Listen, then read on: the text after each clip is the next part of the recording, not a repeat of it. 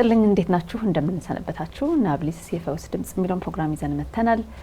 በተለያየ ጊዜ እንግዲህ በየዕለት ኖሯችን አንዳንድ ነገሮች የሚጠቅሙ የሚጎዱም ነገሮች አሉ። ከነዛው ዛሬ አንዱን ርዕሰ ጉዳይ አድርገን ይዘን መተናል። ልማድ የሚለውን ነው ዛሬ የምንወያይበት።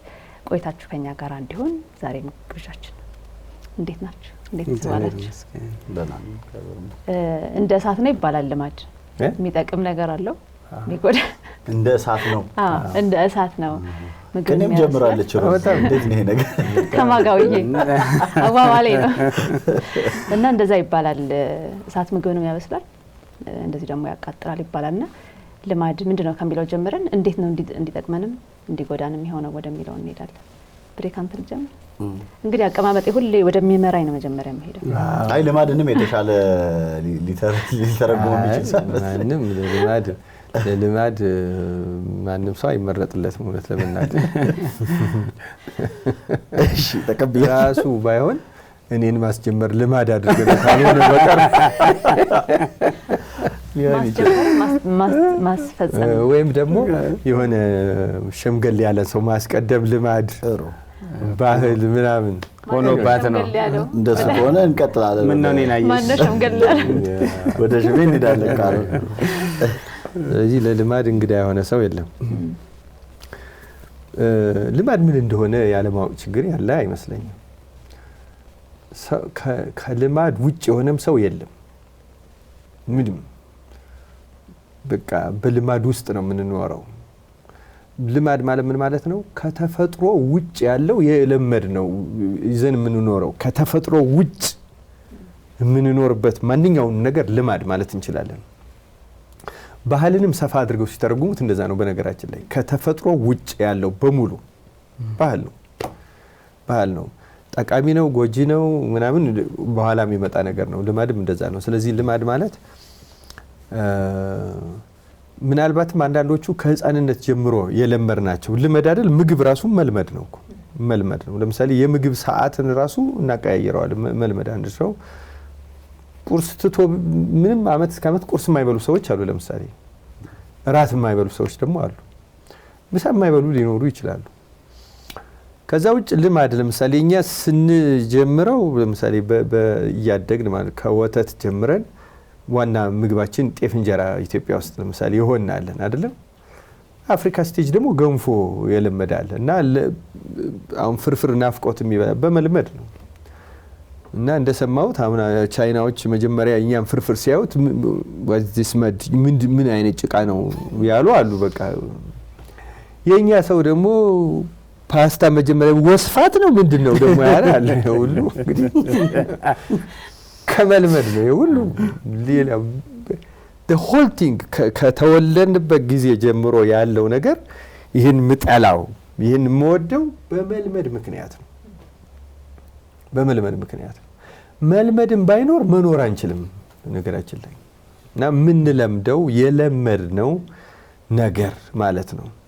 ከዛ ደግሞ ስለ ልማድ ያለን ዕውቀት ደግሞ ሲጨመርበት ስለ ልማድ ያለን ግንዛቤ ደግሞ ነገሮቹን ሊለዋውጣቸው ይችላል። ስለ ነገሮች ያለን ዕውቀት ስለ ልማድም ያለን ዕውቀት ስለ ሌላውም ነገር ያለን ዕውቀት ልማድ ላይ ያለንን አስተሳሰብ ሊቀይረው ምናምን ይችላል። ያን ሊያሻሽለው ሊያረው ይችላል። እና ዋናው ነገር ግን ልማድ ውስጥ አጠቃለን በሁለት ልንከፍላቸው እንችላለን። መጥፎ ልማዶች አሉ፣ ጥሩ ልማዶች አሉ። እና መጥፎ ልማዶች ይጎዳሉ፣ ጥሩ ልማዶች ደግሞ ይጠቅማሉ። ከዛ ልማድ ደግሞ ይቀየራል አይቀየርም። እነዚህ ናቸው ልናነሳቸው የምንችለው እንጂ ሰው ሆኖ ከልማድ ውጭ የሆነ ምናልባት እንደተወለደ ያለ ህፃን ካልሆነ በቀር ከልማድ ውጭ ሆነ የለም። በገዳም በበረሃ ያለ ባህታዊም ባዩ እንደዛ ሆኖ መኖር ለምዶት ነው። ያን ሆኖ ለመኖር ረጅም ልምምድ ያደርጋል። ወታደር በልምምድ ነው እንደዛ የሚሆነው። ገበሬም በልምምድ ነው። ፋብሪካ ሰራተኛም ሌሊት መስራትን ምናምን ልምምድ ነው። ልምምድና ልማድ ልምምድ ክህሎቱን የሚመለከት ነው። ልማድ ደግሞ ከዛ ጋር ሆነን የኛ አድርገን ነው የምንኖርበት ነገር ልማድ ነውና ልማድ ከተፈጥሯችን ውጭ ያለው የማንነታችን አካል እስከ መሆን የደረሰ ልክ በተፈጥሮ ያገኘነው እስኪመስል ድረስ የደረሰ በትምህርት የሚገኘው እና ከኛ የኛን ማንነት የቀረጸው ሁሉ ያ ሁሉ በሙሉ ልማድ በእንግሊዘኛው ቋንቋ ነርቸሪንግ የሚባለው ማለት ነው እንግዲህ እና ከተፈጥሮ ውጭ ያለው እና አንዳንዶቹ በጣም ከልጅነት ጀምረው በጣም እንትን ሆነው ያደጉትና ሌላ ከዛ ውጭ ሳናውቅ የለመድናቸው በሙሉ እንዲያውም አንዳንዶቹ ልምዶች ናቸው ግን በዚህ በዘመናዊ ሳይንስ ትምህርትም ሰከንድ ኔቸር ይሏቸዋል። ኔቸር አይደሉም ግን የኔቸር ያህል የተጣበቁ የተፈጥሮ ያህል ከኛ ጋር በጥብቅ ልማድ የህይወታችን በጣም መሰረታዊ ነገር ክህሎትም ጭምር ነው። በነገራችን ላይ ያለ ልማድ ማንም መኖር አይችልም፣ ኤግዚስት አያደርግም። ግን የትኞቹን ነው እኛን የምናስለምደው? የትኞቹን ነው መልመድ ያለብን? የትኞቹን ደግሞ ልማዶች ማስወገድ ይገባናል? በምን ደግሞ መተካት አለብን የሚለው ነገር ካልሆነ በቀር ከልማድ ውጭ የሆነ ሰው የለም። ከልማድ ውጭ የሆነ ሰው ባይኖርም እሱ ጋር ያለው ግን የልማድ ውጤት መሆኑን የማያውቅ ሰው ግን ሊኖር ይችላል። የማያውቀው ሰው ሊኖር ይችላል እንጂ ልክ እውቀት ሁለተኛ ነገር ስለሆነ ማለት ነው። ሁለተኛ ብዙ ጊዜ እንደምንለው ውሃ ሳይጠጣ የሚኖር የለም። ውሃ ይችቶ መሆኑን ሳያውቅ ሊኖር ሊያልፍ ይችላል። ይዳዝም ምንም ችግር የለውም። ልክ እንደዚያ በእኛ ላይ በማንነታችን ላይ ይህን ያህል ተጽዕኖ ያለው ልማድ መሆኑን ሰዎች ላያውቁ ይችላሉ እንጂ ያለ ልማድ ግን የሚኖርና የኖረ ሰው የለም፣ ሊኖርም አይችልም። እና ልማድ ከተፈጥሯችን ቀጥሎ ማንነታችን የሰራ ነገር ምንድነው ቢባል ልማድ ነው። ያ ልማድ በትምህርት ሊመጣ ይችላል፣ መደበኛ በሆነ ትምህርት ሊመጣ ይችላል፣ መደበኛ ባልሆነ ሊመጣ ይችላል። ከማህበረሰብ ባህል እየተባለ ሊሆን ይችላል የለመድነው።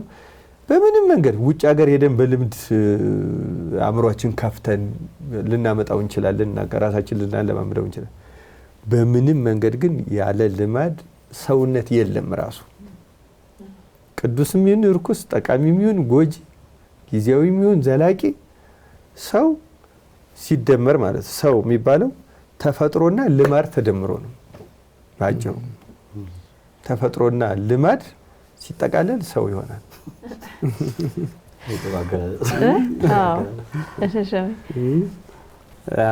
በጣም ብዙ ነገሮችን ነው እንግዲህ ያነሳው። አቆሳሰልኩት በደንብ እናነሳዋለን ግን እናሰፋዋለን። በጣም ብዙ ሀሳቦች ነው የተነሱት። እስማማለሁ።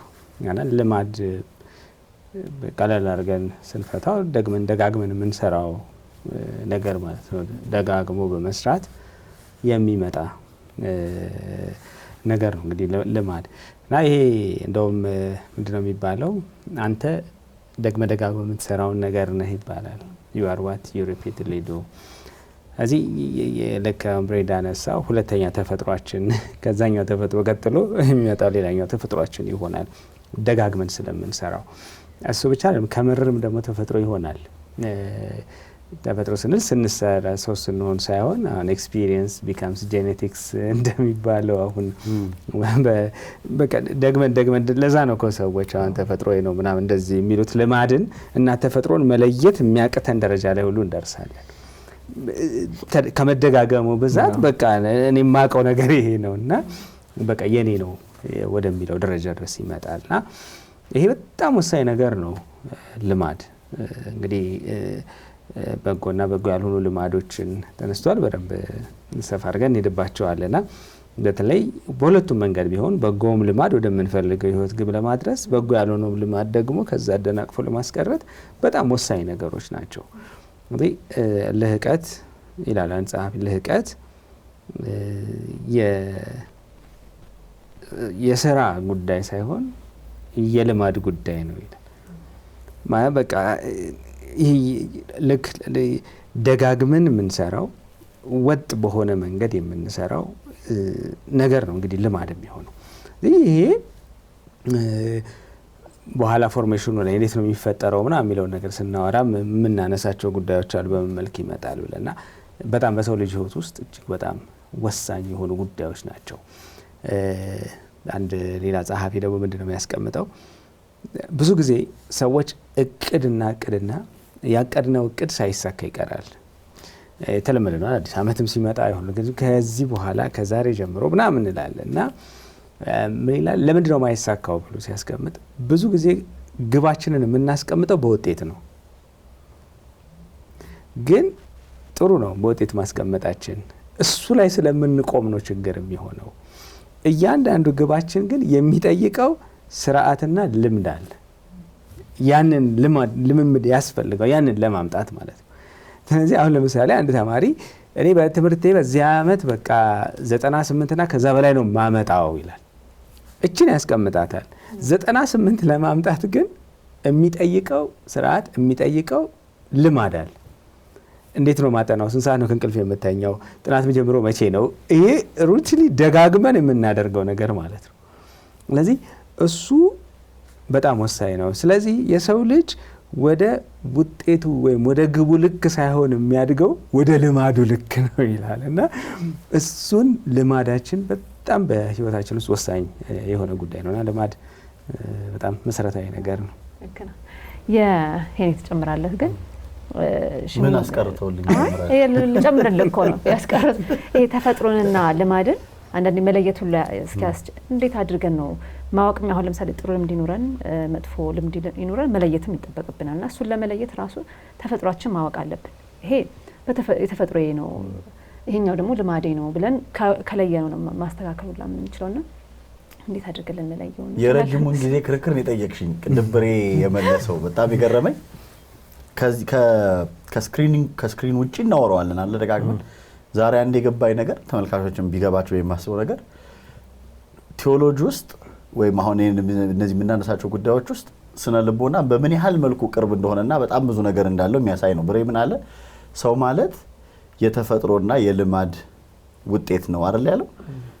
አንቺ አሁን የጠየቅሽኝ ጥያቄ እስካሁን ድረስ ሳይኮሎጂ ሲከራከርበት የነበረ ከፊሎሶፊ ጊዜ ጀምሮ ሳይኮሎጂ ሲከራከርበት የነበረ ጉዳይ ኔቸር ቨርሰስ ነርቸር ተፈጥሮ ነው ወይስ ልምምድ ነው ሰዎችን ፐርሰናሊቲንም ሌላውን ነገር የሚሰራው የሚለው ጽንፍ ይዘው ሰዎች ሲከራከሩ ኖረው በጨረሻ ላይ በቃ የሁለቱም አስተዋጽኦ አላቸው። ይሄ ማመቻመች የሚመስል ነገር ነው የሚመስለው አይደለም። እና አሁን ያልሽውን ጥያቄ መለየት ከባድ የሚያደርገው እሱ ነው። እኔ ልማድን በምን አንጻር ላይ ነበር እና አሁን አንቺ ያልሽውን ጥያቄ በተወሰነ መልኩ የሚመልሰው በየማስበው ብሬም ሽሜም ያሏቸው ልማድ በቃ ይሄ ነው። ምናልባት አንድ ነገር ካሳየ በየማስበው በሁሌ የምንላለን በስነ ልቦና ቼንጅ ኢዝ ኦልዌይስ ስትረስፉል። ለውጥ ሁሉ ጊዜ ለሰዎች በቃ ፖዚቲቭም ይሁን ኔጌቲቭ አሉታዊ ምን አዎንታዊ ለውጥ በጣም አስጨናቂ ነው ለመለወጥ። ለምንድን ነው አስጨናቂ የሚያደርገው ካልን ልማድ ሰከንድ ኔቸር ይሆናል። ቅድም ብር ያለው በቃ ልክ የተፈጥሮሽ አንድ አካል መሆን ይጀምራል። መቼ ምን ያህል ጊዜ ሲደጋገም ምናምን የሚለውን እንዲህ ነው ብለን ላናስቀምጠው እንችላለን። ግን በሆነ ጉዳይ ሳይታወቅ ከዛ አለኝ የምትይውን የኔን የምትይውን ነገር መቀየር እንዴት ቀላል ይሆንልሻል?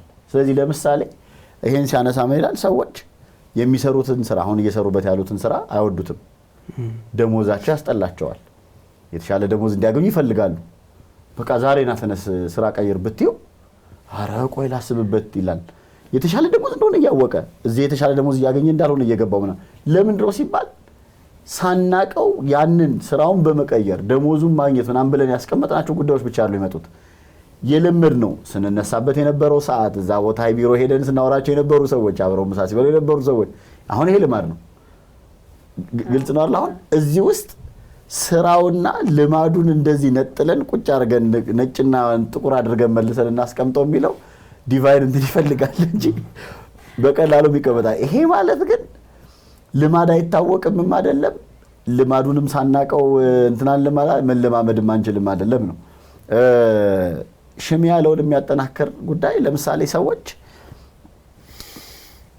ይሄ አለ የሚሉትን ነገር ያመጡትን ነገር ወደ ኋላ ተመልሰው ቢያዩት ልምድ ነው የሚፈተሸው። ልምምድና ልምዳቸው ነው የሚፈተሸው። ስለዚህ ለምሳሌ ኢንጂነሪንግ የተማረ ሁለት ሰዎች ቢኖሩ አንዱን የተሻለ ኢንጂነር ጥሩ ስራ የሚሰራ ስራዎች በጣም ይሳኩለት ኢንጂነር የሚያደርገው አንደኛውን ጥሩ የማይሰራ ኢንጂነር የሚያደርገው ልምምዶቹ ናቸው። ትምህርቱ ብቻ አይደለም።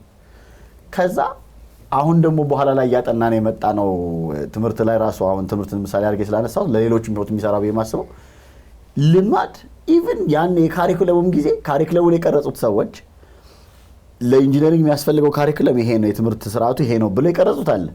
ሳያውቁት ግን የቀረጡት ሰዎች ልማድና ወይም እንዲለመድ የሚፈልጉት ልማድ ሳያውቁት ውስጡ አለ። ዘ ሂድን ካሪክለም ይባላል።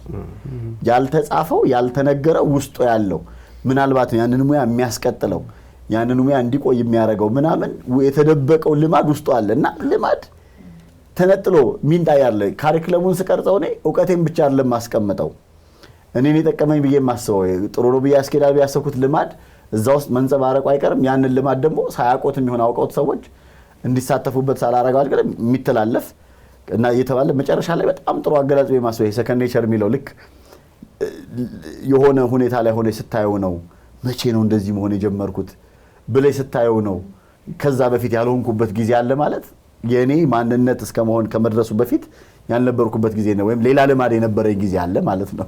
ይሄን አዲሱ ልማድ ከበልበዴ በፊት የነበረውን ብቻ የሚለው እንድናይ የሚያደርግ ነው። ምናልባት አሁን ያነሳነው ጉዳይ የሚያነሳው ብዬ የማስበው ከተሳሳትኩ የእነሱን ሀሳብ ማይጠቀለል ከሆነ ደብረ ያስተካክሉታል። ግን ማስበው ምን ያህል ልማድ መነጠል የማይችል ሆኖ በኋላ ላይ ምን አነሳቸው መቀየሩን ከባድ የሚያደርገው በተለይ ክፉ ልማዶችንም ማወቅ የሚያስቸግረን ምናምን የሚያደርገው መነጠልም ከባድ የሚያደርገው ጉዳይ እንዴት በምን ያህል መጠን ከኛ ከራሳችን ጋር እንደሚመሳሰል ማሳያው ጥንካሬው ግን ይመስለኛልና እሱን ያሳያል ብዬ አስባለሁ። ብዙ ልምዶች በቃ ተፈጥሮ ይመስላሉና ሰዎችም እንዲያውም ይሄ በቃ ላስተካክለው ምችል አይደለም። በተለይ ደግሞ ግን አንድ ነገር ልጨምርልሽ አንቺ እዚሁ ላይ ወደ ሌላ ከመሄዳችን በፊት በምን እናቀዋለን የሚባለው የእያንዳንዱን ሰው እንትን ለማለት ጊዜ ሊወስድ ይችላል። ግን ባጭሩ አንድ ነገር ተፈጥሮ አለመሆኑን የምናቀው ልማድ አለመሆኑን የምናቀው ዩናኒመስሊ በሌሎች ሰዎች ባለመኖሩ ነው። ማለት ምሳሌ ሁሉም ሰው ላይ ካለ የተፈጥሮ ነው። የተፈጥሮን ከማንም ማጉደል አይቻልም። የሆነ ቦታ ላይ ከሌለ ግን የተፈጥሮ አይደለም። የተፈጥሮ ቢሆን እዛም ሰው ላይ መኖር ነበረበት። ሁሉም ሰው ላይ በአንድ አይነት የማይገኝ በሙሉ የልምምድ ነው። ለምሳሌ መራብን ማስቀረት አይቻልም። ለምሳሌ አይደለም የተፈጥሮ ነው። የተፈጥሮ ነው ገብቶሻል አይደለም? ለምሳሌ እንቅልፍን ማስቀረት አትችይም። የተፈጥሮ ነው። በሌላ በጸጋ እግዚአብሔር በሌላ ነገር ካልሆነ የተፈጥሮ የሆነ ነገር በሁሉም ሰው ላይ ታገኘዋለሽ። የአንበሳን የተፈጥሮ ነገር በሁሉም አንበሳ ላይ ታገኘዋለሽ። የዝንብን የተፈጥሮ ነገር በሁሉም ዝንብ ላይ ታገኘዋለሽ። እንግዲህ የሰውን የተፈጥሮ ነገር ፈረንጅ ይሁን ግሪካዊ ይሁን አሜሪካዊ ይሁን ደቡብ አፍሪካዊ ይሁን ኢራናዊ ይሁን ሃይማኖቱ እስላም ይሁን ቡዳ ይሁን ክርስቲያን ይሁን ሂንዱ ይሁን ኤቲስት ይሁን ምን ይሁን ታገኘዋለሽ። ሁሉም ሰው ላይ የማይገኝ ነገር በሙሉ የልማድ ነው። ቤዚክሊ መለያው ይሄ ነው። ከዛ ስፔሲፊክ ደግሞ አሞንግ ማህበረሰብ ደግሞ አንድ አይነት እምነት፣ አንድ አይነት ባህል፣ አንድ አይነት አስተዳደግ ኖሮን ደግሞ ዲፈረንስ አለን ደግሞ እና ሁሉም ሰው ላይ የሌለ ነገር በሙሉ የልማድ ጉዳይ ነው ባጭሩ። ለመጠናከር አሁን ከዚህ በፊትም ስለ ስሜት ምናምን ያነሳናቸው ነገሮች ለምሳሌ አሁን ተፈጥሯዊ ስሜቶች ብለን ስናነሳቸው የነበረው አሁን ስሜቱ ተፈጥሮ ነው።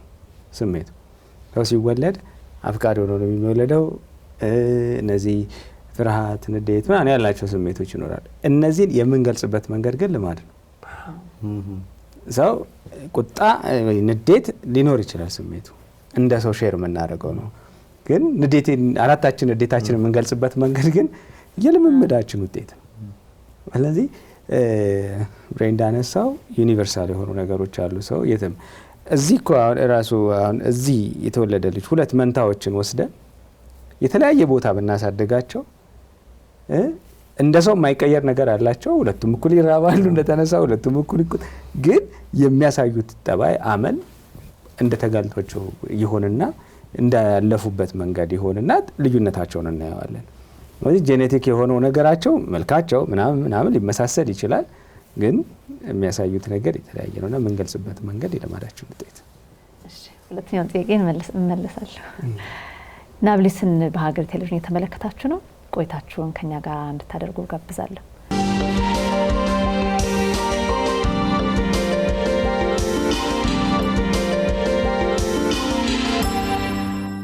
ልጠይቅ የነበረው ጥያቄ እንደዚህ ከመያያዙ የተነሳ እና መለየትም ከማስቸገሩ የተነሳ ብዙ ሰው ይሄ ነገር ይሄ ልማድ ወይ ደግሞ ይሄ ነገር ጥሩ አይደለም እንኳን ቢባል በቃ ይሄ ተፈጥሮዬ ነው እንዴትም አድርጌ ላስተካክለው አልችልም ይላልና ለዛ ነው መለየት መጀመሪያ አሁን እንደ ሰው። ስለዚህ አሁን እንደ ሰው የምንጋራቸው ነገሮች አሉ። ልማዱን ይሄ አሁን ቁጣውንም ሌሎች ባህሪዎችን የምናደርግባቸው መንገዶች ይለያያሉና እንዴት አድርጎ ይገንጥለው እና በእርግጥስ ደግሞ ይሄን ተፈጥሮ ያለውን ነገር መለየት አይቻልም ወይ? እነዚህ ልማዶች ከበድ ያለ ጥያቄ ነው። ለነገሩ የዚህ ውይይት ዋናው ጉዳይ ይሄ ነው። ነገራችን ላይ ጭብጡ ይሄ ነው። ከዚህ በፊትም በሌላ መንገድ አንስተናል። የመጀመሪያው ይቻላል አይቻልም የሚለው ነገር ነው። በእኔ እምነት ይቻላል። በእኔ እምነት ብቻ ሳይሆን ባነበብኳቸው ባየዋቸው ይቻላል። በተፈጥሮም ስናየው ይቻላል። ግን ሁሉም እኩል አይቻልም ማለት የሚቻልበት መንገድ እኩል የሚጠይቀው ጉልበትና ሁኔታ እኩል አይደለም። ምክንያቱም ምን ያ አሁን አንቺ እንዳልሽው ለምሳሌ እንኳን ልማድ ማለት ነው የመነቸከ ልብስን ማጽዳት በጣም ከባድ ነገር ነው። በጣም ከባድ ነገር ነው አይደለም? ግን ያንን የመነቸከ ልብስ ለማስለቀቅ አስበው የሚሰሩ ሰዎች አሉ። ለምሳሌ ከልምድ የተነሳ ነጭ ልብሳውን ለምሳሌ ሲበላሽ ወጥ የቅባት ሲነካው ለምሳሌ አስለቀቀሽው እንኳን የሆነ ሪሚናንት አለ የሆነ ነገር ግን ከልምድ አሁንም ልምድ ይመጣል ደግሞ አይደል? ከልምድ ደግሞ ማለት ከኤክስፐርቲዝ ይሄን ችግር ለመፍታት ለምሳሌ መጀመሪያ ውሃ ታስነካው የሚሉ ሰዎች አሉ። ለምሳሌ እንደዛ ያለ ሰው አለ። መጀመሪያ በሎሚ ፈትገዋል። ለምሳሌ በሎሚ ፈተኩት። ሌላ ጊዜ ለምሳሌ ያበላሸውት መናገር ይችላል። ማንጫውን ይሄን የበለጠ ነጭ ያደረገውና ይሄ ሌላ ደግሞ እንትን ይሰጠዋል። በጣም ለልብስ እንኳን እንዴት ከባድ እንደሆነ ማለት ነው። ምክንያቱም ይሄኛው ልብስ የራሱ ፈቃድ የለውም። ይህንን መተው አልፈልግም አይልም። ገብቶሻል? እኔ ግን ፈቃድ አለኝ። ከፈቃዳችን ጋር በጣም የተሳሰረ ነገር አለው። እኛ እንደ ቁስ አይደለንም። ስለዚህ የሰው ምን ያህል ከባድ እንደሆነ ነገር ነው። ግን ሰዎች ማወቅ ያለባቸው ይሄን ነገር የተፈጥሮ አድርጌ እንደለመድኩት ሌላውን መልመድና እንዲማረግ ይችላል ስንል ግን የለመድኩት ልማድ ማስለቀቅ ሌላ ሂደት ነው። ለምሳሌ አንድ የሳር ጎጆ ቤትን ማፍረስና አንድ ኮምፕሌክስ የሆነ ህንጻ ማፍረስ እኩል አይደለም የሚጠይቀው ነገር። ልክ ያን ያክል ናቸው ነገሮቹ ማለት ነው። አንድ ጎጆ ቤትን በሆነ መንገድ ብትንትኗል ማውጣት ይቻላል። አንድ ምናምን የሆነ ፎቅን ግን እንኳን ያን አይደለም አንድ ረጅም ዛፍን ቆራጭ ተጠንቅቆ ነው የሚጥለው። በጣም ወጥቶ እንትን እየተባለ በጣም በጥልቅ ካልሆነ ጉዳቱ ያን ያክል። ልማድም እንደዛ ነው በነገራችን ላይ ልማድም እንደዛ ነው። እና አሁን ለምሳሌ አንዳንድ በጣም ጎጂ መጥፎ ልማዶች አሉ። እነዛ ልማዶች አሁን ሱሶች ላይ ብናነሳው ማለት ነው። ለምሳሌ ሰዎች የሚቸገሩት ለምንድን ነው? የሆነ ደረጃ ከደረሱ በኋላ መተው በጣም ከባድ ይሆናል። ከነዛ ለመዳን እውነቱን ለመናገር ሞቶ የመነሳት ያህል የሚጠይቅ ፕሮሰስ ሊፈልግባቸው ይችላል ሰዎች ማለት ነው። ዲታች ለማድረግ ከነሱ ጋር ለመለያየት የሞት ያህል ከባድ የሆነ ነገር ውስጥ ማለፍ ሊጠበቅባቸው ይችላል። እና ሰዎች እንትን ዝግጁ ከሆኑ ግን ቀላል ናቸው እነዛ ነገሮች። ፕላን አድርገው ይሄዳሉ። ልክ እንደዛ እያደረጉ ማለት ነው እያደረጉ ይሄዳሉ። ከነሱ እየወጣ ይሄዳል። ከዚያ ደግሞ ያንን መተኪያ ነገሮች ደግሞ አሉት። አይ ቲንክ እኔ ይሄንን አሁን በዚህ ላይ በሰፊው ማብራራት አይጠበቅብኝም። ሰዎች ግን ማወቅ ያለባቸው ይቻላል የሚለው ይቻላል የሚቻልበት መንገድና ሁኔታ ግን የተለያየ ነው። ለምሳሌ ከልጅነት ልክ ንጹህ ወረቀት ላይ መጀመሪያ የምትቀቢውን ቀለም ማስለቀቅ እንዴት ነው? ወረቀቱን ሁሉ ሊያስፍቅሽ ይችላል አይደለም? ካልሆነ ምን ደቡ ታርጊው በላዩ ላይ ሌላ ቀለም ትቀቢያለሽ። አሁን ቀለም ቀቢዎች እንደሚያደርጉት ማለት ነው። የሆነ ከለር ለማምጣት እየደራረው እንትን ላይ እንትን ስትቀባው እንትን ይሆናል አይደለም የምናደርገው? እና ያው እዛው ላይ ያለ ሌላ ነገር እንደዚህ እንደ ምሳሌ ነው። እኛ በሰውነት ደግሞ ስናየው በጣም ከባድ ነገር ነው። ምክንያቱም ከነፍስ ጋር በጣም በጥብቅ የተገናኘ ነው። እና ነፍስ ግን በጣም ደስ የሚለው ነገር ነፃ መውጣት ትችላለች። በቲዮሎጂካሊ በተለይ ከነዚያ ነገሮች መላቀቅ ትችላለች። ደግሞ ሌላ ኤክስተርናል ኃይል አለ በሃይማኖት እግዚአብሔር የሚባል እሱ ሲጨመር በጣም ቀላል ነው። ሸክላ ሰሪ ሸክላውን ፈጭታ እንደገና መስራት እንደምትችለው ፈጣሪ ያችን ነፍስ ደግሞ ሌላ ሪክሬት ይደረጋል። እንዲያውም በዚህ በእኛ በክርስትና ሪክሬሽን ነው የምንለው፣ እንደገና መፈጠር እንደገና መወለድ ነው የምንለው። በነገራችን ላይ ሪበርዝ ግን ሪበርዝ ቀላል ነገር አይደለም። አንድ በመጽሐፍ ቅዱስ ኒቆዲሞስ የሚባል ሰው እንደገና ካልተወለዳችሁ ሲል ጌታ እንዴት ሰው እናቱ ካደገ በኋላ እንደገና እንደዛ ይቻላል? እንደዛ አይደለም የሚገባው። ከዚህ በፊት የምናውቀው የስነ ህይወታዊ መወለድን አይደለም እንደግሞ ግን ኤግዛክትሊ እንደዚያ ከባድ ያ ስነ ህይወታዊ መወለድ ከጽንስ ጀምሮ ያለው ፕሮሰስ አለ። በነገራችን ላይ ኤግዛክትሊ እንደዛ ከባድ የሆነ ፕሮሰስ ረጅም እንወስዳለን እንጂ ሰው እንደገና ሪበርዝ ሊያደርግ ግን ይችላል። በተለይ በኦርቶዶክስ ቲዮሎጂ በጣም ይቻላል። ግን ቅድም ሽሜ ነው ሲለው የነበረው እነዛን ስቴፖች ማወቅ ግን ይጠይቃል። እኛ ያለንበትን ደረጃ ምናምን አንድ ሰው አልችልም እያለ ግን አይችልም።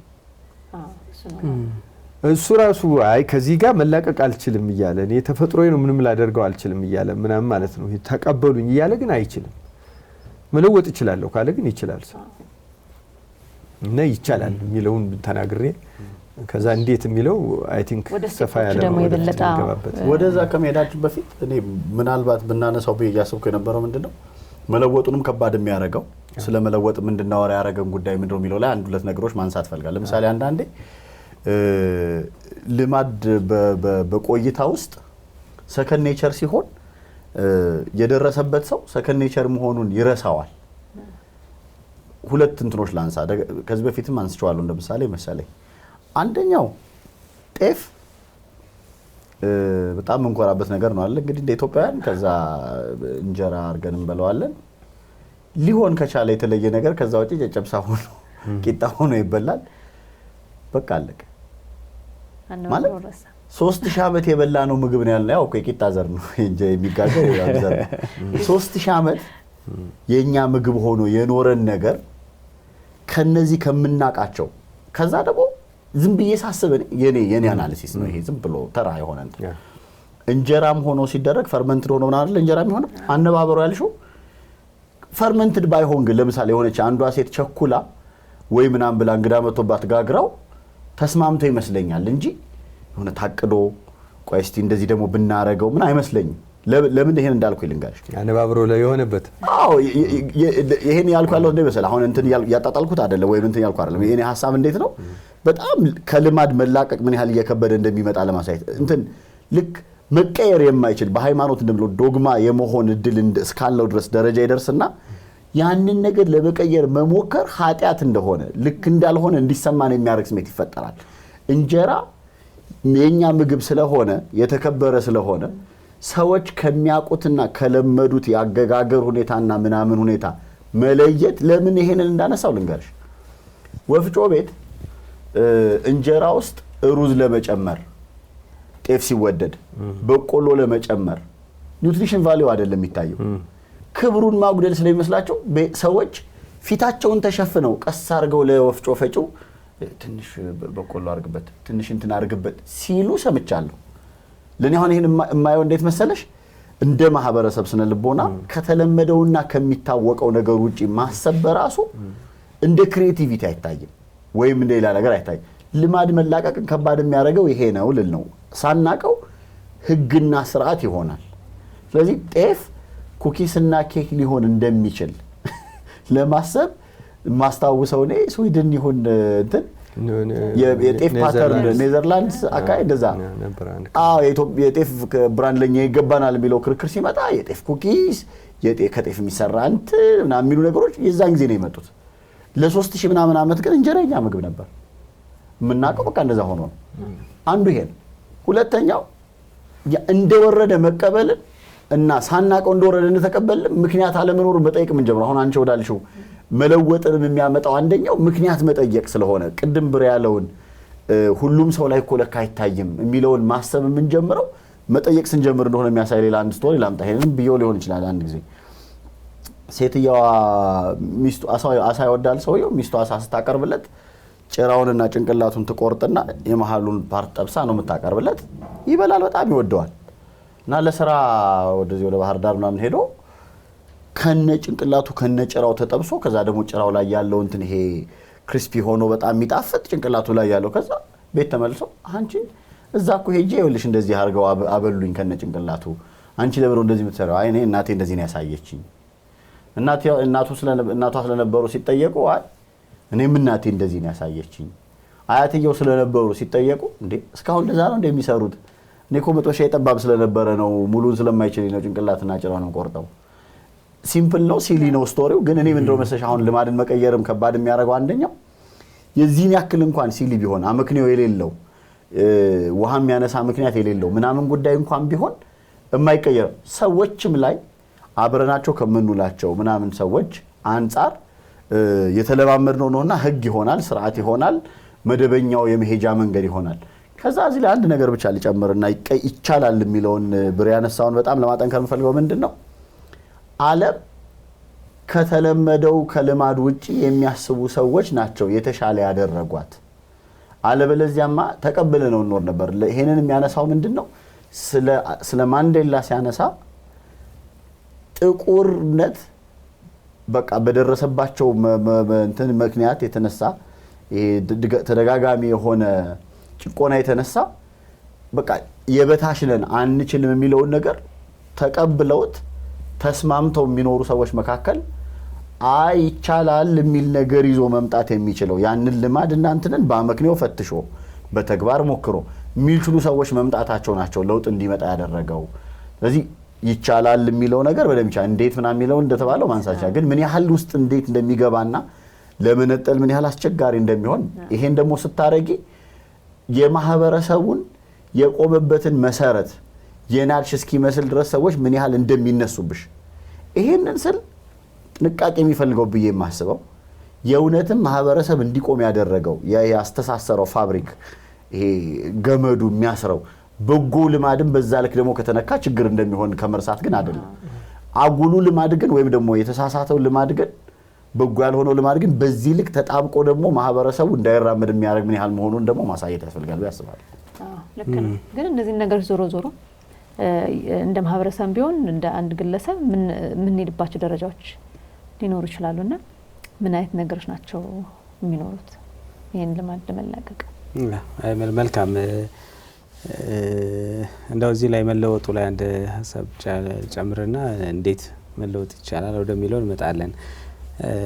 አንዳንድ ጊዜ ከዚህ ነገር መውጣት አልችልም ተፈጥሮ ነው ብቻ አይደለም ከዚህ እድሜ በኋላ መለወጥ አልችልም ረጅም አመት የቆየ እድሜ ይሆንና አንዳንዴ በቃ አብሮን ተላምዶ ነው እንግዲህ እና ግን በጣም በስነ ልቦና እንግዲህ ትልቁ ቀደም በላይ ከቲዮሎጂ አንፃር በደንብ አስቀምጠዋል በሸክላ በምን ምናምን ተደርጎ በስነ ልቦናውም ይሄ የመቀበል መስኮት ዊንዶው ኦፍ ሴንሲቲቪቲ ወይም ዊንዶው ኦፍ ሪሴፕቲቪቲ መቼም ቢሆን አይዘጋም። እድሜ እየጨመረ ሲመጣ እየጠበበ ይመጣል። ግልጽ ነው። አሁን ህፃናት እኔ እንደውም የምገልጸው ህፃናት አዳጊዎች ምናምን ምርጥ ምጣዶች ናቸው። ማገዶ አይፈጁም። በትንሽ ማገዶ ቶሎ ይሰማሉ። ስለዚህ ለለውጥ በጣም ፈጣን ናቸው። ከፍ እያለ ሲመጣ ያው ልማዱም አብሮን የቆየው ጊዜ ረጅም ስለሚሆን ትግል ሊጠይቀን ይችላል። ቅድም ለውጥ በጣም ይበጠብጣል ስላለ እንዳለው ረባሽ ነገር ነው ለውጥና ለመቀበል ራሱ እውነት እችላለሁ አልችልም ሙግቱ እየተነከረ ይመጣል። ስለዚህ መስኮታችን ስፋቱ እኩል ላይሆን ይችላል፣ ግን ስለማይዘጋ የትኛውም እድሜ ላይ ልማድን መቀየር ይቻላል። የትኛውም የሚጠይቀው ትግል እንዳለ ሆኖ ማለት ነውና እንግዲህ ልማድን እንዴት መቀየር እንችላለን የሚለውን ነገር ለማንሳት ልማድ እንዴት ነው የሚፈጠረው? እሱ የሚፈጠርበትን መንገድ እንግዲህ እንዲህ ገልብጠን ነው የምንለውጠው ማለት ነው። ልማድ በሁለት መንገድ ሊፈጠር ይችላል። አንዳንዱ ፍዝ በሆነ መንገድ የሚፈጠር ልማድ አለ። አንዳንዱ ደግሞ በጣም ንቁ በሆነ መንገድ የሚፈጠር ልማድ አለ። አዎ አሁን ከልጅነታችን ጀምሮ ዝም ብሎ እናያለን እናደርጋለን። ሲያዳ አሁን ቅድም እንዳለው የአሳው ጉዳይ አሁን አስባ ምናምን አሁን አያትየው ሲያደርጉ እናታየች። ስለዚህ በቃ እሱኑ ነው አሁን ስሪ ስትባል እሱኑ ነው ይዛው ይሄደችው። ያለው አሰራር ይሄ እንደሆነ ነው የወሰደችው ማለት ነው። እዚህ ትውልድ እየተሻገረ መጣ። ብዙ ነገሮቻችን ሳናቅ ነው የምናደርጋቸው። ጠዋት ከእንቅልፋችን እየተነሳን የትኛውን ጫማ ነው መጀመሪያ የምናደርገው? የቀኝ እግራችን ነው የግራ እግራችን ነው? ሁለቱም ቦታቸው ላይ ካሉ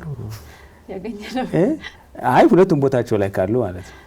አይገርም አስባላጋ በጣም በእርግጠኝነት ግን መናገር የምንችለው ትላንት ያደረግነውን መጀመሪያ ቀኝ ከሆነ ልማዳችን ቀኝ ነው የምናደርገው። የቀኝ እግር ጠፍቶ ምናምን ፍለጋ ካልሄድን ማለት ነው። አውቀዋለሁ እኔ አውቀዋለሁ። ሁሌም ቀኝ ነው የማደርገው። ግራ ከሆነ ደግሞ ግራ ነው የምናደርገው። ልብስ መልበስ ስንጀምር ከየት ነው የምንጀምረው? ከላይ ወደ ታች ነው ከታች ወደ ላይ ነው የምንለብሰው? አሁን እንደዚህ ሩና ሸሚዝ ስለብስ እንደዚህ ቀሚስና ቲሸርት ምናምን ስናደርግ ከየት ነው የምንጀምረው? በእርግጠኝነት ግን ስናወልቅም በተመሳሳይ ቁልፍ ስናደርግ ብዙ ነገሮቻችን እንደውም ልማት ስልጠናዎች ለብዙ ጊዜ ይነሳል። እስቲ እጃችሁ እንደዚህ አድርጉ ይባላል። እዚህ አድርጉት። ከላይ ያለው አውራ ጣት የትኛው ነው? በአጋጣሚ አሁን ይሄኔ የትኛው ነው? የግራው ነው። ይሄኔ ነብሬ ደግሞ የቀኝ ነው። አሁን ዝም ብላችሁ እስቲ ፍቱና እንደገና አድርጉት። አይ ቆይ እንትን ልትሉ ግን አይ አይደለም ራሱ ነው የሚመጣው። 10 ጊዜ ብታረገው ግራና ቀኝ ግን ልታረጉት አይደለም ሁለታችን አይደለም። አይ ምንም ከምንም ጋር አያያዝም። ግን 10 ጊዜም ብናደርገው ሌላ ማድረግ ራሱ አልችልም። ቀይሩትና አሁን ሞክሩ፣ አገላብጡት። ይጠፋል ብልሽት ነው የሚለው። ምንም የተለየ ነገር ኑሮት አይደለም፣ ግን የለመድነው እና ብዙ ነገሮች እንደዚህ ናቸው። በስመ አብ በስንት ነገር መሰለህ ይሄ ሁሉ እየተወራች እዛ ላይ ያስበበት ማለት አሁን ይሄ ፓሲቭ በሆነ መንገድ ነው ፎርም እያደረግነው የመጣ ነው። ዝም ብሎ ደጋና ቆላ ላይ ማለት ተራራማ ቦታና ዝቅተኛ ቦታ ላይ ያለው ሰው አተነፋፈሳችን ምናምን ይሄ ሰውነታችን ከዚህ ኦክሲጅን መጠን ጋር ምናምን ራሱን እያያያዘ ዝም ብሎ በእንትን ነው የሚመጣው። አስበን አይደለም አቅደን አይደለም፣ ግን በቃ ኤክስፖዝድ ይሆን በመጣን ቁጥር ወይም እንዳለንበት ሁኔታ እየተፈጠረ የሚመጣ። አንዳንዱ ደግሞ ንቁ የሆነ ሆም ብለን የምናደርጋቸው ሆም ብለን አስበን የምናደርገው ይሆናል። ለምሳሌ መጀመሪያ አካባቢ መኪና መንዳት ሰው ሲጀምር መሪ እያንዳንዱን ነገር ከዛ እንደውም አንዲት ማስታወሳት ወዳጃችን አለች። መጀመሪያ አካባቢ መኪና እንደያዘች 4 ሰው ካልጫነች አትሄድም። አንቺ በዚህ በኩል የለኝ አንቺ በዚህ በአራቱ አቅጣጫ ሰው እንደ እኮ ስፖኪው አለ የኛ ማስተዋት አለ እንዴ በምን ጊዜ እኔ ለፊት ብቻ እሱ ብቻ ሲጀምር ማርሽ ምናምን እያሰበ ነው። አሁን ያው አውቶማቲክ ሆኖ ብዙ ሰውን ገላግሏል። ቆይ ግሬቱ ጋር ነው ያለችው ፔዳል ላይ ነው ያለሁት ምናምን ሁሉ ነገር ሬዲዮ መክፈት እንዴ መጨመር መቀነስ እንዴት ሆኖ ሲጀመር ማለት ምክንያቱም እያንዳንዷ ነገር እያሰብን ነው የምናደርገው። ከዛ አክቲቭ በሆነ መንገድ አእምሯችንን እንቀርጸውና መጨረሻ ላይ ሳናስብ መንዳት ይጀምራል። እግሬት እንዳለ ሳለ ከሆነ ነገር ሲገባ እያወራንም ምናምን እየተጫወትንም ጥንቃቄ ማድረግ ተገቢ ዶሩ አእምሯችን ግን ማዘዝ ይጀምራል። አዲስ ሰፈር ስንገባ መንገድ ስንሄድ ቆይ በ3ኛው መታጠፊያ ከዛ ወደ ግራ ወደ ቀኝ እንላለን። አሁን ግን የለመደው ሰፈር ላይ ስንሄድ ምንም ሳናስብ ነው የምንሄደው። ለምን አንጎላችን የራስ የሆነ ስርዓት ይሰራል ማለት ነው። በድግግሞሽ እንደውም እያወራ ስትሄድ የሆነ ሄኖክ ቤት ልሄድ ወጥቼ ተደጋጋሚ አንተ ቤት መውጣ ከሆነ ሩዝ ስታወራኝ ረስቸው ያኛው አእምሮዬ አንተ ጋር ይዞኝ ይሄዳል። በቃ ትክክል ወደ ለመደው ነው የሚሄደው እሱ። ስለዚህ አዲስ ነገር ነው የምንዘረጋው ማለት። ስለዚህ ይሄኛውን በዚህ መልክ ነው የሚፈጠረው። ሲፈጠር ግን ዝም ብሎ አይደለም የሚፈጠረው። አሁን ወደ ልማድነት የሚያድገው ይሄ ትሪገር የምንለው ወይም ቆስቋሽ ነገር አለ፣ አስተዋሽ ነገር ማለት ነው። ያ አስተዋሽ ነገር ምን ያደርጋል? አምጣ የሚል ስሜት ይፈጥራል። አድርጊው የሚል ከዛ ወደ ማድረግ እንሄዳለን። ይሄ ግን ሽልማት ስለሚኖረው አንጎላችን ውስጥ ያሰብነው ሲሳካ የሆነ ነገር ስናደርግ ደስ የሚል ስሜት ሲፈጠር ምናምን ከዛ እንደገና ልክ ያቺን ቆስቋሽ ነገሯን ስናይ ያቺ ሽልማቷ ናት የምትመጣው። ስለዚህ እንደግመዋለን ማለት ነው ድርጊቱን። በዚህ ሂደት ውስጥ እዚህ ቀለበት ውስጥ ይገባና ድግግሞሽ መጨረሻ ልማድ ሆኖ አስበን የጀመርነውን ሳናስብ ወደ ማድረግ እንመጣለን። ስለዚህ ፍዝ በሆነ መንገድ ይሁን ንቁ በሆነ መንገድ ይሄ ልማድ ከተዋቀረ ለመቀየር ስነሳ ምንድን ነው ወደዛ ውስጥ ያመጣኝ ነው። ከዚህ በፊት ስለ ሱስም ስናነሳ ምንም ስንል ምናምን ያወራንባቸው ጉዳዮች አሉ። ሱስ አንዱ ልማድ ስለሆነ ማለት ነው እኮ መጀመሪያ አካባቢ ሰው ሲጋራ ማጨስ ሲጀምር እኮ አስጠሊታ ስሜት እየተፈጠረበት እያስነጣ ሰው ያሳለው መጠጥ ሲጀምር ጨጓራው በቃ ነደድኩ ብሎ ወይም ደግሞ አስመልሶት ሁሉ ምናምን እዚህ ጋር የሚያቃጠል ስሜት የተሰማ ሁሉ ሊሆን ይችላል እኮ የሚጀምረው። ጫት መቃም ሲጀምር ሰው ወይም ደግሞ ሌሎችን ድራግስ ምናምን ሲጀምር በጣም በቃ አስቸጋሪ ነገር ውስጥ ሆኖ ሊሆን ይችላል። እየደገመ ጊዜ ለዛ የሚሆን አዲስ ኒውራል ኔትወርክ ወይም የነርቭ ስርዓት ይሰራል ማለት ነው። ስለዚህ ይሄኛው ሲመጣ ያኛውን ያህል ወደ መድገም ቀለበት ውስጥ ገባን ማለት ነው። ይሄ ነው ሀቢት ሉፕ የምንለው ማለት ነው። ስለዚህ የልማድ ቀለበት ውስጥ ይገባል ሰው። ስለዚህ ገና ማድረግ ሲያስብ ገና ሲያየው ያን ነገር ቀጥታ ሽልማቱ ጋር ስለሚደርስ ድርጊቱን ይጠራዋል። ስለዚህ የቱ ጋር ነው መስራት ያለብን? አሁን ቆስቋሽ ነገሩን ተከትሎ አድርግ የሚለው ነገር እንዳይመጣ። ስለዚህ ይሄ ምንድነው በሲግመንድ ፍሮይድ ፔን ኤንድ ፕሌዠር የሚለው ነገር አለ። ከጉዳዩ ጋር ያያያዝነው ነገር አንደኛው ያቺ ሽልማት የምንላትን ጉዳዩን መቀየር ያስፈልጋል። አሁን ፕሌዠሩ ከቀደመ ድርጊቱን እንፈጽመዋለን። ስንፍናም እኮ ማለት በቃ አሁን አንዳንድ ጊዜ ሰው ይሄ ኮምፈርት ምቾት የምንለው ምናምን ነገር እኮ ምንድነው በቃ ማሰብ የለ ምን የለ። አንዳንድ ጊዜ አሁን ሰዎች ስራ ማዘግየት ነገ ማለት እንዱ በቃ ልማድ ሆኖብኝ እኔ ነገ ላለሁኝ ብዙ ነገር ነው በዚህ በኩል ያጣሁት ይላሉ። አሁን ይሄ ነገሮችን ማዘግየት ስንፍና ይመስላል። ሰው ሰነፍ ስለሆነ አይደለም፣ ግን ወይ የሚሸሸው ነገር አለ ወይ ደግሞ የሚፈልገው ነገር አለ። ያን ስለሚሰጠው ነው። አንዳንዴ እኮ ሰዎች ማድረግና ማሳካት ራሱ ያስፈራቸዋል። ፊር ኦፍ አቺቭሞፎቢያ እንለዋለን። አንድ እኮ የማሳካት ፍርሃቱ እንዴ አሁን ትልቅ ነው ማለት ነው ተምሮ የሆነ ትልቅ ደረጃ መድረስ እሱ የሚያስፈራው። ስለዚህ ትምህርት ይጀምራል፣ ጨርሱ የሚቀርብኝ ትዳር ቆይት ነው ማአት ነገር ማለት ነው። ስራ አዲስ ስራ መጀመር፣ ንግድ መጀመር፣ ስልጣን ኃላፊ የሆነ ነገር መስሪያ ቤት ውስጥ እድገት ራሱ ለምን እንዴ ወዴት ይርኩ ነው ይሄን ሳሳካ እኮ ስለዚህ ቆይ ስላመልክት እየተባለ ቆይ ሲል ልማድ ሆኖብኝ ይሄ ነገር ግን ይሄ ወደ ልማድነት የመጣው ከምንድን ነው ስንል ከስንፍና አይደለም። ሂድን የሆነች እዛች ጋር የሚሸሻት ነገር ፔን አለች አለ ደግሞ የሚናፈቀው ሽልማት አለ ማለት ነው። ስለዚህ እሱ እዛ ጋር ያለውን ነገር መስራት አንዱ ጉዳይ ነው። ሁለተኛው የሚቀሰቅሰኝ ነገር ምንድን ነው? አንዳንድ ልማዶች ቦታ ይመርጣሉ። የሆነ ቦታ ላይ ሲሆን ስገኝ ያንን ነገሬን ማድረግ። ስለዚህ ቦታ ስቀይር አንዳንዶች ከሀገር ሲወጡ የሆነ ቦታ ሲሄዱ ወይ ደግሞ ከከተማ ሲቀይሩ እንደውም ይህን ልማዱን እንዲተው እስቲ ወይ ክፍለ ሀገር እንላከው ተብሎ እኮ ቢላክ ሰው ወይ ወደ እንትን ሀገር እንላከው ወይም ከሀገር ይተዋሉ። ለምንድን ነው የሚተውት? ይህን ሰው የሚቆሰቁሱ የነበረው ቦታ ስለነበረ በተለይ እንግዲህ መለወጥ የምንፈልገው ያው ስለተነሳ ነው እንጂ በጎ ልማዶችንም ለማዳበር በተመሳሳይ መንገድ ነው የምንሰራው። አንዱ ይሄ ነው። ሁለተኛው ሰዎች አብረናቸው የምንሆናቸው ሰዎች ሊሆኑ ይችላሉ። ልማዱን የሚያመጣ አንዳንድ ጊዜ የሱስ ሕክምና ላይ ያጋጠመም በቃ እርግፍ አድርጌ ትቼው ነበረ፣ ግን በቃ የድሮ ጓደኞቼን አገኘኋቸውና አንድ እንደው ላመል ምናምን ነገር አሉኝ።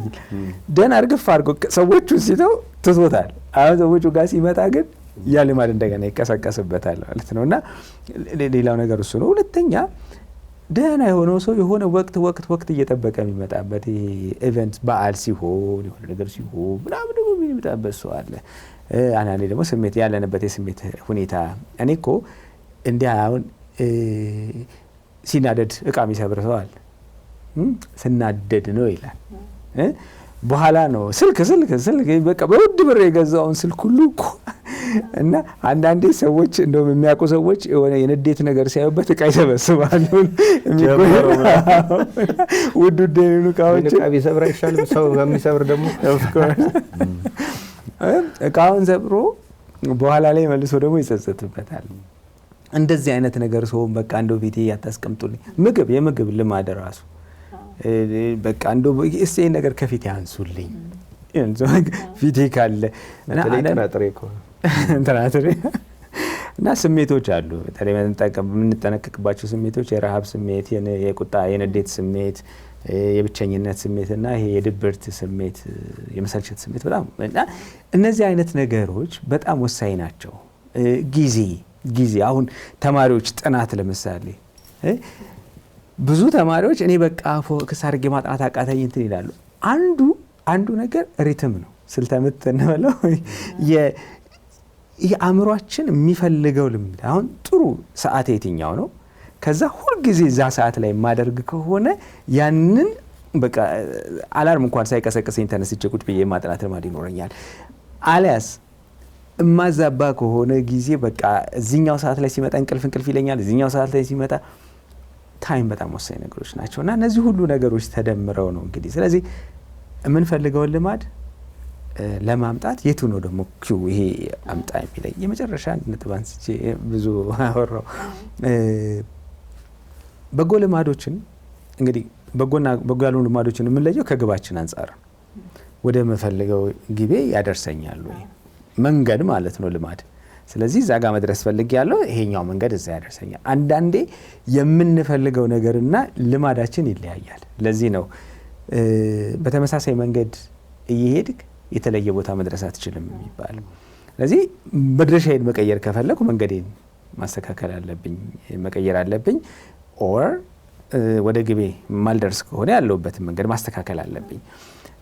ለምሳሌ ተመሳሳይ አመጋገብ ስርዓት፣ ተመሳሳይ የአካል ብቃት እንቅስቃሴ ልማድ ኖሮኝ የሰውነት ክብደቴ በታምር እንዲቀንስልኝ መጠበቅ አይኖርብኝም። ስለዚህ አመጋገቤን፣ ኤክሰርሳይሴን፣ ላይፍ ስታይል ምናምን መቀየር አለብኝ፣ የህይወት ዘይቤን ማለት ነውና ግባችንን ካየን በኋላ እዛ ጋር የሚያደርሱኝን ነገሮች ለኔ ማራኪ፣ አስደሳች፣ በጣም አጓጊ፣ ቀላል ማድረግ አለብኝ።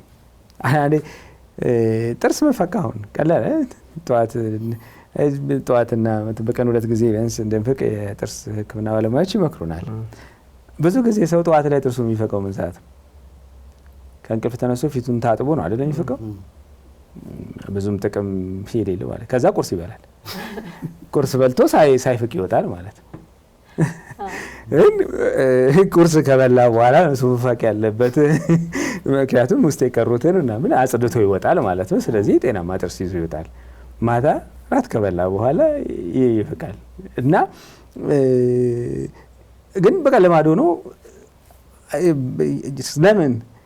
ለምንድን ነው ብዙ ጊዜ ያኛው ልማድ የሆነው? ብዙ ጊዜ ጥርስ ምንፍቅባቸው ብሩሽና እንትኑ እጅ ፊት መታጠቢያው ጋር አሉ። ስንታጠብ እዛው እናየዋለን፣ አዝሰን እንሄዳለን። ቁርስ ከበላን በኋላ ምናልባት እጃችንን የምንታጠበው በሌላ መንገድ ወይ ሌላ ቦታ ላይ ሊሆን ይችላል። ስለዚህ ከእይታችን ውጭ ነው።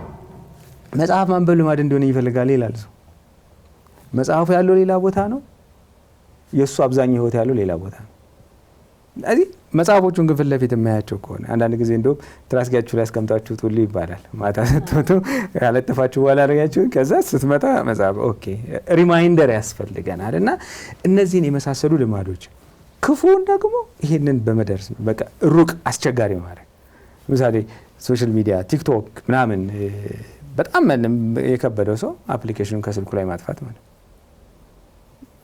ፌስቡክ ያስቸገረው ሰው ከዛ ሲፈልግ ጉግል ውስጥ ገብቶ www.facebook.com በቀን ስንት ጊዜ ታያለሽ? እንደዚህ ቢሆን እዛው ስለምታገኝ አሁን ግን እዛው ፊት ለፊት ስለሆነ እጃችን ወደዛ ሄድብናል። እና አስቸጋሪ የሆኑትን ደግሞ እንደዚህ ማነው በጎ ያልሆኑትን ልማዶቻችንን ደግሞ አስቸጋሪ ሩቅ እና የማይማርኩ ማድረግ ከልማድ ለማስተካከል ለማቋረጥ ያው መፍትሄው ላይ ስለሆነ ያለ ነው። ለአዋቂም ለልጅም ቢሆን ብዬ ስላሰብኩ ነው።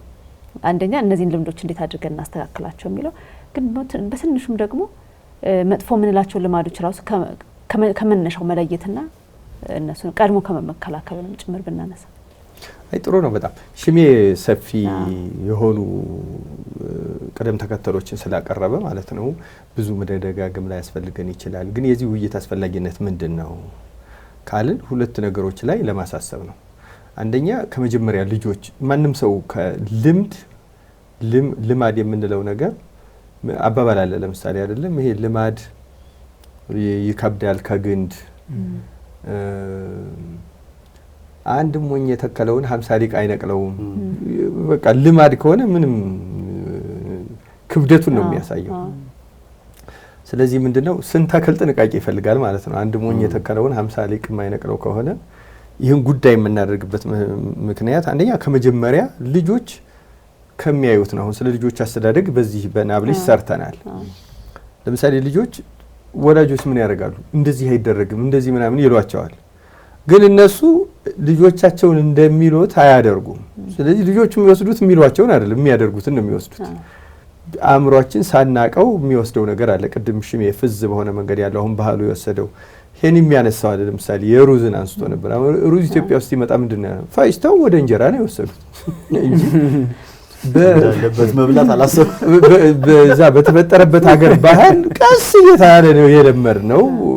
ስንሄድም እንዳልኩሽ ራሱ አሁን ሩዝን መብላት እንደ ድህነት ምልክት አድርጎ የሚወስደው አለ አንዳንድ ሰው ማለት ነው። ምክንያቱም በረሃብ ዘመን ስለገባ ማለት ነው። በረሃብ ዘመን ስለገባ እኛ ሀገር በድርቅ ዘመን በችግር ዘመን እርዳታ ሆኖ ስለመጣ ልክ ምንሽ ምግብ ጠፍቶ ቅጠል እንደ መብላት አድርጎ የቆጠረው ማለት ነው እንጂ እንደ ምግብ እስካሁን ያልተቀበለው የማህበረሰብ ክፍል አለ። እንደዛ ነው ነገሮች። ዋናው ነገር ግን ምንድነው የመጀመሪያው ልጆችን መቅረጽ የምንፈልግበት መንገድ ልጆች የሚቀረጹት በልምድ ነው። ስለዚህ ቤተሰብ ያን ልምድ ያስተካክላል ማለት ነው። ያን ባደረግን ቁጥር አሁን ስለ ልጆች ሰፊ መግባት ጊዜያችንም አይበቃም። ዋናው ነገር ግን ያን ማድረግ ተገቢ ነው እናደርገው ነገር ነው። አሁን የሚቀጥለውን ሰው እየቀረጸው የሚሄደው ያ ነው። እንደ ማህበረሰብ ራሱ በነገራችን ላይ ይሄንን አሁን ሰፊ አድርገን የምንወስደው አሁን እኛ እንደ ማህበረሰብ እንደ ሀገር በጣም ብዙ መስተካከል ያለባቸው መጥፎ ልማዶች አሉ። ከመኪና ነዳድ ጀምሮ ምናምን እንዲያውም በጣም ጥሩና ከቴክኖሎጂ ከዘመኑ ጋር የሚሄዱትን በመጥፎ ልምድ እንወስዳቸዋለን። በጣም በመጥፎ ልምድ እና በጣም አደገኛ ነው። ለምሳሌ ትምህርትን መውሰድ እንችላለን። ትምህርት አንዱ እንትን ነው እና ቅድም ሄኖክ የሂድን ከሪኩለሙ ያነሳው ነገር ማለት ነው።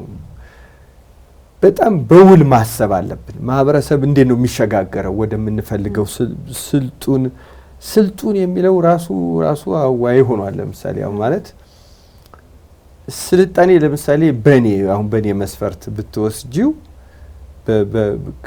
መሰልጠን መግዛት ያንን ነገር ማሸነፍ መቻል ማለት ነው እና ራስን ከማሸነፍ የሚጀምር ነገር ነው እና ሲምፕሊሲቲ ነው። ለምሳሌ አሁን ቀላል ነገሮችን በቀላሉ እንደዛ መውሰድ ነው አሁን ስልጣኔ እንጂ ስልጣኔ ጀንክ የሆነ ነገር መጠቀምና ሃይሊ ፕሮሲጀራል መሆን ካለባበስ ጀምሮ በጣም ቱ ቢ ኦነስት በየለቱ ካስት የሚደረጉ የሚመስሉ ሰዎች ሆኖ የሚኖርና ህይወቱን በጣም ከባድ ነው ውስብስብ ያደረገው አለ። ለምሳሌ ያንን እንደ ላይፍ ስታንዳርድ የወሰደው ማለት ነው እና በጣም ያልሆነ ነገር ውስጥ ነው እየገባን ያለ ነው። ያሳዝናል። እና እንደ ማህበረሰብ እንደዛ ያለንበት ነገር በጣም ብዙ ችግሮች ፈጥረውብናል። ለምሳሌ እኔ ቀላል ነገር ኦርደር ስርዓት አሁን አንድ ፎቅ ስንወጣና ስንገባ በጣም አድከሚና አሰልች ነገር ነው። አሁን የሰለጠኑት ሀገሮች አንዱ ይሄንን ነው የለመዱት ማለት ነው ልማድ። መንገድ ላይ በጠባብ መንገድ በተለይ ነው ከዚህ በፊት ማንስቸው ይሆናል። እንግሊዝ ለምሳሌ የአንደርግራውንድ ትሬን ማለት በጣም በቀን ስንት ሚሊየን ህዝብ የሚያጓጉዝ ነው እና በጣም ቀጭን ነች። ግን ሰው ስለለመደ በቃ ቀኝና ግራውን ጠብቆ ብቻ አይደለም በመሃል ደግሞ የሚፈጥኑ ሰዎች አሉ። ደግሞ እንግዲህ ሻንጣ ይዘው ወደ በቃ ይገርመኛል። እኛ ደግሞ በጣም እንትና ያለ ነው እና መንግስት ራሱ ያንን የማስለመድ ግዴታ ይወድቅበታል ማለት ነው። ማህበረሰብ ያንን በቅጣትም በምንም እያደረገ ያስለምደዋል። ሰው አንዳንዱ ያለ ፔናልቲ እንትና አሁን እኛ ሀገር ትራፊክ ቅጣት አሁን ሰሞኑን ጨመር አድርጓል ይመስለኝ ወደ 1000 ብር ምናምን ገብቷል። ሌላ ሀገር አሁን እንግሊዝ ሀገር በጣም አሰቃቂ ቅጣት አላቸው። የሆነ ቦታ ላይ ቆሞ የተገኘ መኪና ምንም አይደለም የሚያደርጉት ማሽን ይመጣና ብድግ አድርጎት ይሄ ማቀው ሰው አለ ክራሽ ነው የሚያደርጉት። መኪናው ተጨፍልቆ መጣል ብቻ ነው፣ ሁለተኛ አያደርግም። እንደዛ አሁን በጣም እንትን ነው መነጋገርም የለም ምንም የለም በቃ እና የገሌ መኪና ተጨፍልቃ ተብሎ ሰምቻ ቃለሁ ከምናቀው ሰው ማለት ነው። እንደዚህ አይነት ነገሮች አሉ። ልክ በቃ ያ ነው ማህበረሰብን ትራንስፎርም ያደርጋል። አሁን እየበዛን ነው እንደ ቁጥር አሁን እኛ 120 ሚሊዮን ማለት ቀላል አይደለም በነገራችን ላይ እና ትራንስፖርት ኮምፕሌክስ ነው፣ አማራሪ ነው፣ ህይወት አስቸጋሪ ነው እና ብዙ ልማድ ማሻሻልና መለወጥ ያለብን አለ በነገራችን ላይ። ስለዚህ እንደ ግለሰብ መለወጥ ያለብን አለ፣ እንደ ሀገር እንደ ተቋም እንደ ማህበረሰብ መለወጥ ያለብን አለ፣ እንደ በቤተ እምነቶች ሁሉ መለወጥ ያለባቸው ብዙ ነገሮች አሉ። ልማዶቹ ቅድም ሄኖክ እንዳለው እንደ ስርዓት የተወሰዱ አሉ፣ እንደ ዶግማ የተወሰዱ አሉ፣ እንደምን የተወሰዱ አሉ። በጣም ብዙ ነገር መለወጥ አለ። እነዛ ልማዶች ናቸው። ማህበረሰብ ከእንትኑ ጋር ይሄዳል። እኔ እኮ ከዚህ በፊት አንስቼዋለሁ። እኔ ሁሌ የሚገርመኝ ማለት ነው አሁን ልማድ አሁን የነበረ ልብስ አሁን ያለው መቀየር አጼ ኃይለ ሥላሴ ሙሉ ልብስ ለብሰው መጥተው የሚኒስትሮች ምክር ቤት ቁጭ ብሎ ጉዳይ ሲያደርገው ማለት ነው። በቃ እንደዛ ነው። እና በአዎንታ የኛን መሸጥ ከፈለግ ለሌሎቹ ጠቃሚና ጥሩ አድርገን ነው መሸጥ ያለብን እንጂ ዝም ብሎ በጉልበት የሚሆን ነገር የለም። ዋናው ነገር ብዙ ለውጥ የሚያስፈልጋቸው ነገሮች አሉ። ለውጥ ያስፈልጋል ብለን ደግሞ ጠቃሚውን ሁሉ ደግሞ መለወጥ የለብን። አንዳንድ ሰዎች ለምሳሌ በቤተ እምነትም በጣም ጠቃሚው የኛ ሆኖ ትክክል የኛ ሆኖ ለሌላው መስጠት ኖሮብን ግን የሌሎቹን እያመጣን እየለወጥን እያበላሸ ነው ያለ ነገር አለ። በእውነቱ የሌሎቹን አገሮች ምናምኖች ማለት ነው። ይሄ በጣም መምረጥ ማሰብ ምናምን ይጠይቃል። ለምንድነው ለውጥ ያስፈልጋል? ልማድ የሚነቀል የሚተካል ነው ስንል ግን ዝም ብሎ ሁሉን ነገር መለወጥና አድርገው እንዳይወስዱት ለማሳሰብ ያህል ብቻ ነው እንጂ የራሱን የቻለ ጥናት የሚፈልግ ነገር ነው። ምን የሚፈልግ ነገር ነው። በነገራችን ላይ ኮሚኒዝም እንደመጣ እንደዛ ነበር ያደረገው። ይሄ በአጉል ባህል የድሮ ምናምን እያለ ማአት ነገር ነው ያጠፋ። በቀላሉ የማይተኩ ነገሮች በጣም ብዙ ነገር አጥፍቷል። አንዳንድ ነገር ዋጋውን ካላወቅ ነው በጣም አደገኛ ስህተት ነው የምንሰራ። አንድ ሙዚየም አንድ ልጅ ተቀጠረ አሉ እዚያ በህንዶች የሚቀልሉት እዛ መካከለኛው ምስራቅ ነው የሰማሁት። እና ያው የእቃዎቹ ዋጋቸውን አያውቃቸው ግን አንድ ጊዜ ሳያስበው 1500 ዓመት የኖረ ብርጭቆ ሰበረ። የሰበርከውን አውቀዋል ወይ አሉት። ምንድነው ሲል 1500 ዓመት ይሄማ ያረጀ ነው አላሉ። እሱ ደግሞ ለሱ አዲስ የተመረተ ነገር ነው። ሰው የያዘውን ቫሉ ካላወቀው ማለት ነው የዛን ዋጋው ምንድነው የሚለውን ካላወቀው በጣም አጥፊ ነው የሚሆነው። ኮሚኒዝም እንደዛ ነው ያደረገው። እና አንድ ጊዜ አንድ ስብሰባ ላይ ዶክተር የራስ ወርቅ የተናገሩት ትዝ ይለኛል። ኮሚኒዝም ህንድ እንደገባ ላም ታርዳ አትበላም፣ በህንድ ማረድ አለብን፣ አጉል ባህል ነው።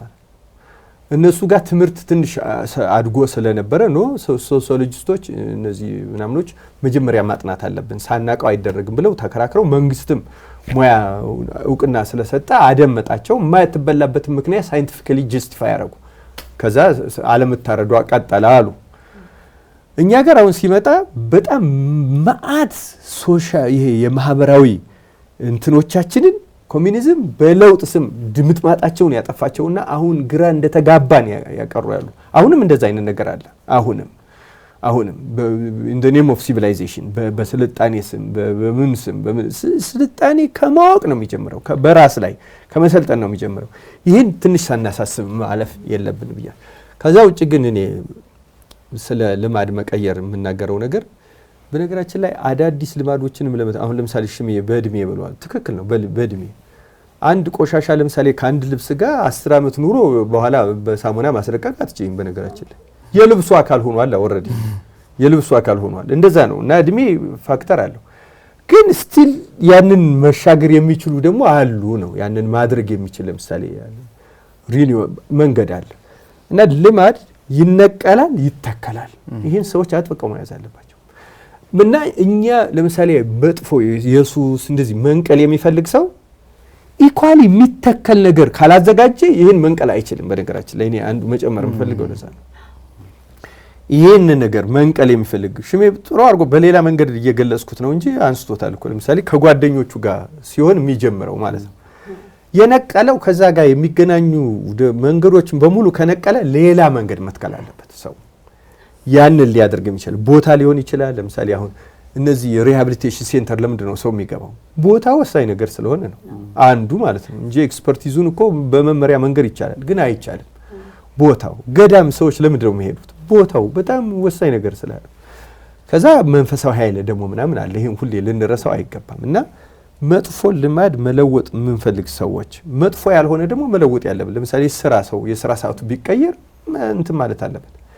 ያኔ ፋይት እያደረገ እየተሟገተ እንትን ይለዋል። ግን አዲስ መጥፎ ነገሮችን ለመተው አዲስ በዚያ ፈንታ የሚተከሉ ነገሮችን በጥናት መያዝ አለበት። ይሄን ካልኩ ይበቃኛል። እናመሰግናለን። አይ ወደ እንደም ዞር ገብቶኛልና አልዞርም በደንብ ስላነሱት ተጨማሪ ሐሳብ የለኝም። በጣም ጥሩ እይታ አድርገናል ያስባል። እንግዲህ ተመልካቾቻችንም ለነሱ እንደ እድሜያቸው እንዳሉበት ሁኔታ የሚመቻቸውን ነገር ከዚህ ቁም ነገር እንደሚወስዱ አምናለሁ። አብራችሁን ስለቆያችሁ ዛሬም በድጋሚ እናመሰግናለን። ሳምንት ደግሞ በሌላ ርዕሰ ጉዳይ እንገናኛለን። ሰላም።